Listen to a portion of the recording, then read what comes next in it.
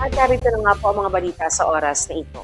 Tupad tuloy pasada, 695 pesos kada araw para sa mga tsuper, inilunsad ng DOLE.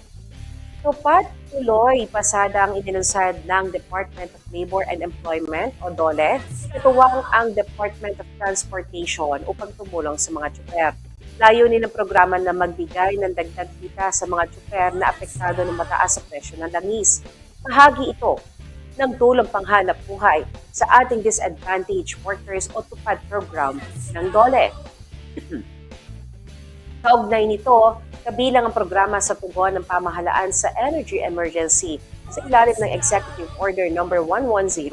Sa ilalim ng programa, makakatanggap ng 695 pesos kada araw ang mga kwalipikadong benepisyaryo, katumbas ng minimum wage sa rehiyon. Dagdag ito sa naunang fuel subsidy ng pamahalaan para sa mga tsuper.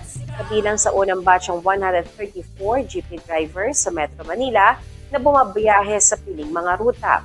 Nagsagawa ng orientation ng DOLE noong April 10 para sa mga benepisyaryo bago ang implementasyon.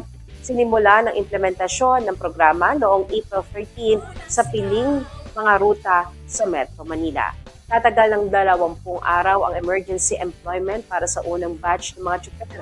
Maaari naman itong umabot hanggang 30 araw sa mga susunod na yugto ng implementasyon ng programa. Ang mga benepisyaryo ay kinakailangang magtrabaho ng 6 na oras kada araw sa ilalim ng programa. May dalawang schedule na inilaan ng DOLE na maaaring piliin ng mga tsuper batay sa itinakdang oras ng trabaho.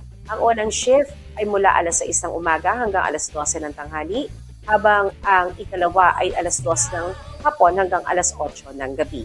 Isinasagawa ang profiling at validation ng mga benepisyaryo sa koordinasyon ng DOLE at Lands Transportation Franchising and Regulatory Board o LTFRB.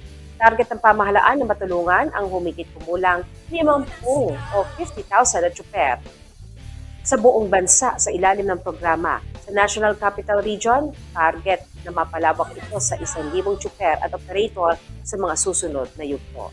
May nakalaang standby fund na 1.2 billion pesos para sa implementasyon naman ng programa sa buong bansa. Bukod dito, ipinatutupad din ang programa sa ibang rehiyon tulad ng Calabarzon para sa mga tsuper. Sa nasabing lugar, may mga tsuper na nagbibigay ng libreng sakay sa mga commuter bilang bahagi ng programa. Plano ring palawakin ang saklaw ng programa sa iba pang sektor ng transportasyon na hinaharap. Kabilang dito ang mga truck driver na naghahatid ng produktong agrikultural sa iba't ibang lugar.